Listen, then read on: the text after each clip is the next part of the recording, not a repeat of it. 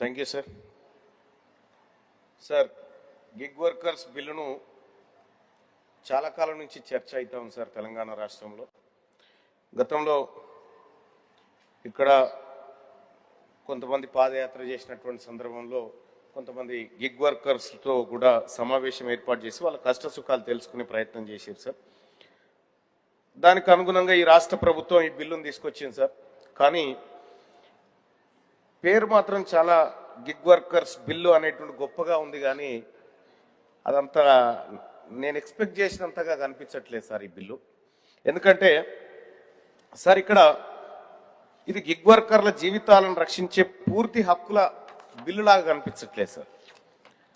Sir ఇది కంపెనీల బాధ్యతను పూర్తిగా నిర్ధారించిన బిల్లు లెక్క కనిపిస్తా ఉంది సార్ నాకైతే. సార్ ఇక్కడ కొన్ని అంశాలు తీసుకుంటే సార్, ఈ రాష్ట్రంలో వేలాది మంది యువకులు ఉన్నారు సార్. మహిళలు, పేద కుటుంబాల పిల్లలు యాప్ల ఆధారంగా పనిచేసి బతుకుతూ ఉన్నారు సార్. యాప్ల మీద సార్ వీళ్ళు ఉదయం నుండి రాత్రి వరకు రోడ్ల మీద తిరుగుతూ ఉంటారు సార్. వీళ్ళని కంట్రోల్ చేసేది యాపే సార్, ఇంకా వేరేది లేదు. ఇంకా యాపే కంట్రోల్ చేస్తుంది వీళ్ళని. వీళ్ళు ఎక్కడికి పోవాలి, ఏ రూట్లో పోవాలి, ఎంతసేపట్లో డెలివరీ చేయాలి, వీళ్ళు ఎంత మంచిగా పనిచేసిర్రు అనేటువంటి రేటింగు, ఇతరత్ర అన్ని అంశాలు కూడా యాప్లు కంట్రోల్ చేస్తూ ఉంటాయి సార్. మనం సార్ ఇక వాళ్ళు వర్షం వచ్చినా, ఎండ వచ్చినా, ప్రమాదం వచ్చినా, ట్రాఫిక్లో చిక్కుకున్నా వీళ్ళ జీవితం ఒక మొబైల్ యాప్ మాత్రమే డిసైడ్ చేసేటువంటి పరిస్థితిలో ఉంది సార్. మొబైల్ యాప్ డిసైడ్ చేస్తుంది సార్. ఆ యాప్ అకౌంట్ బ్లాక్ అయింది అనుకో సార్, యాప్ అకౌంటే బ్లాక్ అయింది, ఆయన పరిస్థితి ఏం సార్? ఒకవేళ అది బ్లాక్ అయిపోయింది అనుకో, కథమే సార్. ఇక మనం ఏం చేయగలుగుతాం సార్ దాన్ని? సార్ యాప్ బ్లాక్ అయితే వాళ్ళ ఇంట్లో పోయి ఆగిపోయినట్టే సార్. ఇంకా అంతకు మిక్కిలి ఇంకొక ఆప్షన్ లేదు. నేను ప్రభుత్వాన్ని అడుగుతున్నా సార్, ఈ బిల్లులో ఆ అకౌంట్ అన్యాయంగా డియాక్టివేట్ చేస్తే కార్మికుడికి తక్షణ న్యాయం ఎక్కడ ఉంది? ఈ బిల్లులో ప్రభుత్వం ఏమైనా ఆ కార్మికుడికి అండగా నిలబడేటువంటి హక్కును, రక్షణను ఏమైనా ఈ బిల్లులో కల్పించిందా? అప్పీల్ హక్కు ఎక్కడుంది? సో ఒకవేళ కార్మికుడు కనుక ప్రభుత్వం ముందు పెట్టుకుంటే ఎన్ని రోజుల పరిష్కారం చేస్తారు దానికి? ఇది ఒకటి తేలాల్సినటువంటి అంశం సార్. ఇక ప్రభుత్వం ఏం చెప్తుందంటే వెల్ఫేర్ బోర్డు పెడతా ఉన్నామని చెప్పి చెప్తా ఉన్నారు సార్. నేను అడుగుతున్నా సార్, అది నిజంగా వర్కర్ల బోర్డా లేక అధికారుల బోర్డా సార్? ఇప్పుడే గౌరవ మంత్రి గారు కూడా చెప్పినారు, 20 మందితో కమిటీ వేస్తా ఉన్నాం, ఆ కమిటీలో అన్ని రకాలు ఉంటారు, వర్కర్లు కూడా ఉంటారని చెప్తా ఉన్నారు సార్. సార్ ఇటీవల కాలంలో మనం చాలా కమిటీలు చూసుకున్నాం సార్. మెజారిటీ ఎవరు ఉంటే వాళ్ళది వాటా సార్, వాళ్ళ మాట చెల్లుబాటు అవుతుంది. ఈ కమిటీలో కూడా సార్ గిగ్ వర్కర్లకు సంబంధించినటువంటి నిర్ణయాలు తీసుకునే బోర్డులో అసలు గిగ్ వర్కర్ల ప్రాతినిధ్యం ఎంత శాతం ఉంటుంది? మెజారిటీ వాళ్ళు ఉంటారా, లేదంటే అధికారులు ఉంటారా, లేకపోతే యాప్ తయారీ కంపెనీలు ఉంటాయా? ఇక్కడ సార్ ఈ యాప్ కంపెనీల వల్ల ఇబ్బందులు పడుతున్న డెలివరీ బాయ్స్ గొంతు అక్కడ గట్టిగా వినిపించాలి సార్. వినిపించాలంటే వాళ్ళకు ఎక్కువగా 51% వాటా తగ్గేటట్టు ఉండాలి సార్ ఆ బోర్డులో. అట్లయితే నిజంగా వాస్తవానికి ప్రభుత్వం అనుకున్నటువంటి లక్ష్యం కానీ, ఆ బోర్డులో ఉన్నటువంటి కార్మికులు కానీ కొంత హక్కులు సాధించుకోవడానికి అవకాశం ఏర్పడుతుంది సార్. సో అటువంటి ప్రయత్నం ఏదైనా జరగాలని చెప్పి నేను కోరుకుంటా ఉన్నాను సార్. ఏదైతే బోర్డు ఉంటుందో అది వర్కర్ల ఆధిపత్యంలో ఉండాలి సార్. వర్కర్ల ఆధిపత్యంలో ఉన్నప్పుడు మంచి జరుగుతుంది అనేది నా ఆలోచన సార్. ఇంకా సార్ ముఖ్యమైన విషయం ఏంటంటే సార్ వెల్ఫేర్ ఫండ్ సార్. బిల్లులో అగ్రిగేటర్లు ప్లాట్ఫామ్ల నుంచి కాంట్రిబ్యూషన్ వసూలు చేసే వ్యవస్థ తీసుకొస్తున్నామంటారు, మంచిదే సార్, కాదంటలేదు, వసూలు చేయాల్సిందే. కానీ ప్రశ్న ఏంటంటే సార్, ఎంత వసూలు చేస్తారు, ఎవరి దగ్గర వసూలు చేస్తారు, ఎలా వసూలు చేస్తారు, ఏ అంశం ఆధారంగా వసూలు ఉంటుంది, ఏ టర్న్ ఓవర్కు ఉంటుంది, ఏ ట్రాన్సాక్షన్కు ఉంటుంది, వాళ్ళు ఎప్పుడు చెల్లించాలి, ఇవ్వకపోతే శిక్ష ఏంటి? ఇవి బలంగా లేకపోతే పెద్ద కంపెనీలు కూడా ఈ బిల్లు కాయిదాన్ని తీసి పక్కకు వారేస్తాయి మళ్ళీ మిగతా కాయిదాలు లెక్కనే. సో కాబట్టి ఈ చట్టాన్ని కూడా ఒక ఆఫీస్ నోట్లా వాళ్ళు చూడకుండా కార్మికుడికి మాత్రం ఒక పైసా ప్రయోజనం ఉండదు సార్ ఇది బలంగా లేకపోతే. కాబట్టి ఈ బిల్లులో కాంట్రిబ్యూషన్ మాత్రమే సార్ కంపల్సరీ అమలు చేసేటువంటి విధానం ఉండాలి సార్. పబ్లిక్ డిస్క్లోజర్స్ శిక్ష పడుతుంది తప్పకుండా ఇవి చేయకపోతే అనేటువంటి ఒక భయం ఉండాలి సార్ కంపెనీలకు. అట్లయితే ఇది కొంత బెటర్ ఉంటుంది సార్. సార్ అధ్యక్ష, ఈ బిల్లులో వెల్ఫేర్ అన్న మాటనైతే కనిపిస్తుంది, కానీ హక్కు అనేటువంటి మాట సార్ ఇది తెస్తుందే వాళ్ళని పరిరక్షించడానికి సార్. ఇది హక్కు రూపంలో ఉండాలి సార్, వాళ్ళకి గిగ్ వర్కర్లకి హక్కు రూపంలో ఉండాలి, కానీ వెల్ఫేర్ రూపంలో ఎక్కువ కనిపిస్తా ఉంది ఈ బిల్లు. హక్కు రూపంలో ఉంటే వాళ్ళకు కొంత నమ్మకం ఏర్పడుతుంది సార్. సార్ గిగ్ వర్కర్లకు సార్ ఆదాయం సార్, ఒక ఆయన డెలివరీ కోసం పోతాడు సార్, ఎంత వస్తుందో ఆదాయం తెలియదు. ఒక రోజు 1000 రూపాయలు సంపాదిస్తామా, 2000 సంపాదిస్తామా, 1500 సంపాదిస్తామా అనేటువంటి లెక్క లేదు. ఆ రోజు ఉన్నటువంటి సేవలను బట్టి, ఆ రోజు ఉన్నటువంటి డెలివరీలను బట్టి ఆయన అందించేటువంటి అవకాశం ఉంటుంది సార్.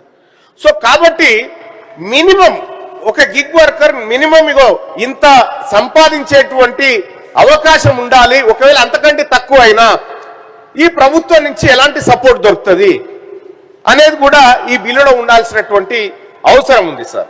సార్ ఇక పని గంటలు కూడా సార్, గిగ్ వర్కర్ల పరిస్థితి సార్, ఓలా, ఊబర్, ఆ తర్వాత ర్యాపిడో, ఆ తర్వాత ఈ జొమాటో, స్విగ్గీ ఇటువంటి వాళ్ళు సార్ టైం ఏం లేదు సార్. ఒక సార్ నిన్న మొన్న మనం చూసినాం సార్, ఒక హోంగార్డు ఆ ర్యాపిడో నడిపిస్తా ఉన్నాడు సార్. హోంగార్డు ఉద్యోగం అయిపోయిన తర్వాత ర్యాపిడో నడిపిస్తుంటే యాక్సిడెంట్ అయి చనిపోయింది సార్. మొన్ననే మనం చూసినాం కూడా. వాళ్ళు రోడ్ల మీదకి ఎక్కితే అసలు ఇంటికి వస్తారా రారా తెలియనటువంటి పరిస్థితి. అత్యంత ప్రమాదకరమైనటువంటి ట్రాఫిక్ వ్యవస్థలో వాళ్ళు విధులు నిర్వహించాల్సి ఉంటుంది సార్.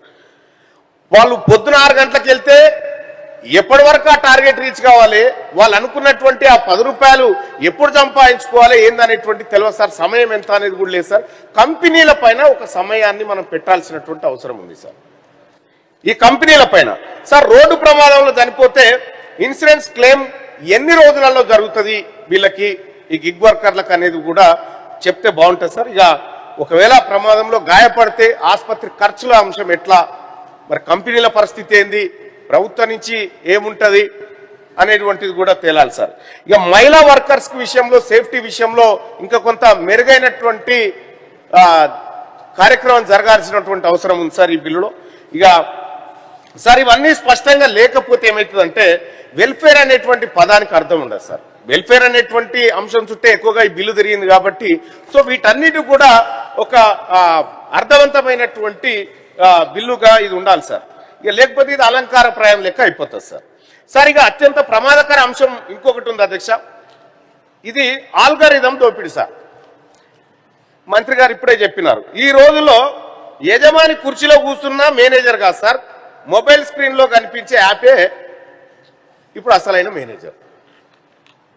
స్క్రీన్ మీద సార్ ఒకవేళ యాప్ ఇన్స్టాల్ చేసుకున్నాం సార్, అది ఆల్గారిథం సార్, దానికి ఎట్లా మీరు ఫీడ్ ఇస్తే అది అట్లా పనిచేస్తుంది.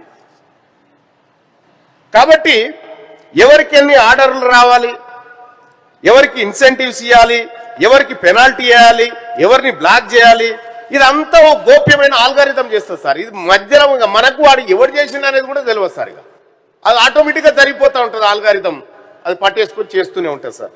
సార్ ఈ బిల్లులో algorithm transparency, fair rating review and anti bias safe guards తప్పనిసరిగా ఉండాల్సినటువంటి అవసరం ఉంది సార్. లేకపోతే ఇది డిజిటల్ యుగంలో ఏమవుతుందంటే ఇక కార్మికులను రక్షించుడు మనతోటి కూడా కాదు సార్. ఇక ప్రభుత్వాన్ని నేను మరోసారి స్పష్టంగా అడుగుతున్నా సార్, ఈ బిల్లు కంపెనీలను కేవలం కాంట్రిబ్యూషన్ ఇచ్చే సంస్థలుగా మాత్రమే చూస్తున్నట్టు అనిపిస్తా ఉంది సార్. ఇది కార్మికుడి జీవనాధారాన్ని నియంత్రించే బాధ్యత గల ఒక బిల్లుగా ఉంటే బాగుంటుంది అనేది ఒక మాట సార్. సార్ ఇక ఎందుకంటే సార్ ప్లాట్ఫామ్ కంపెనీలు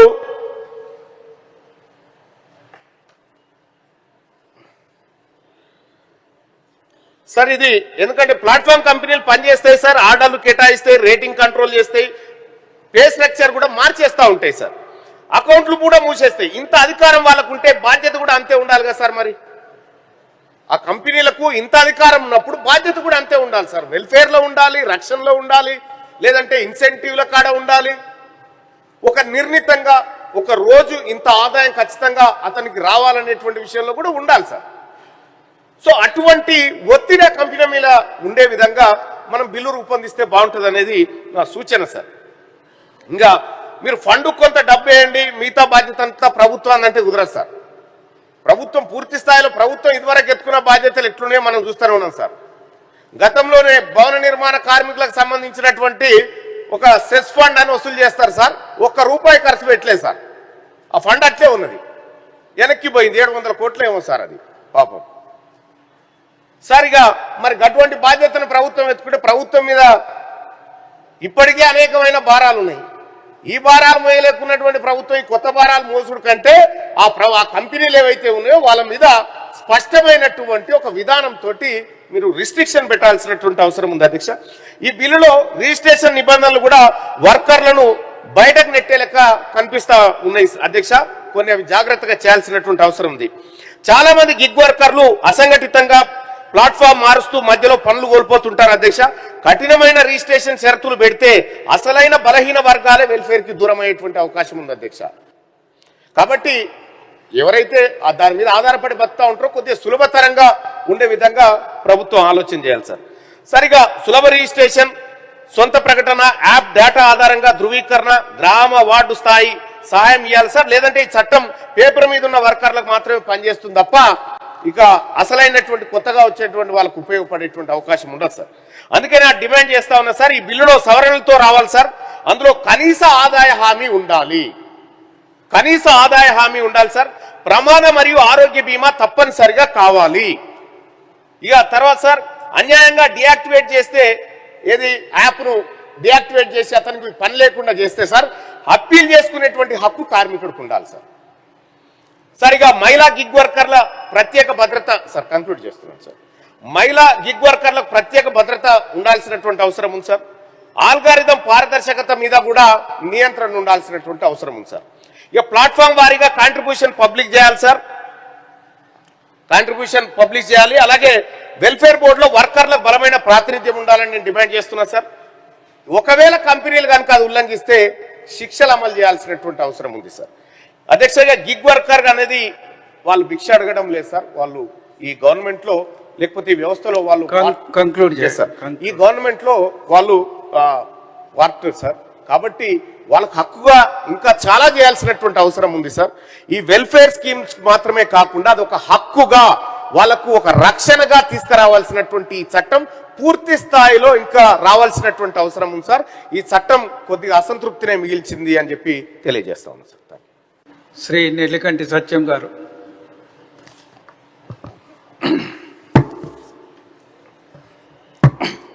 అధ్యక్ష, సరే ప్రధానంగా ఈ గిగ్ వర్కర్లకు